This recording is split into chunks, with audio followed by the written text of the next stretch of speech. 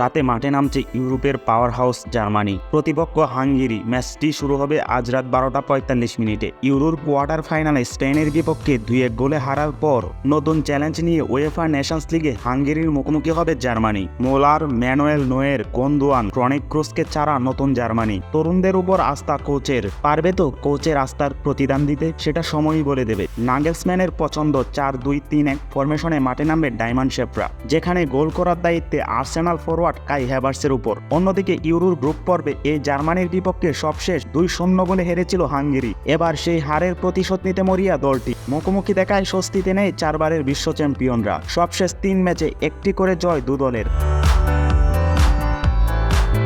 এদিকে ঘরের মাঠে বসনিয়ার মুখোমুখি হবে নেদারল্যান্ডস। গেল আসরে ক্রোয়েশিয়ার বিপক্ষে সেমিফাইনাল থেকে বাদ পড়া কমলা জার্সিদারিদের এই আসরে শিরোপায় চোখ কোচ রোনাল্ড কোমেনের। শিরোপা জেতার কাজটা যে এতটা সহজ হবে না ভালোভাবেই জানেন ডাচ কোচ। এখন পর্যন্ত 2 বার বসনিয়ার মুখোমুখি হয়েছে নেদারল্যান্ডস, যেখানে একটি জয়ে বিপরীতে বাকি ম্যাচটি হয়েছে ড্র।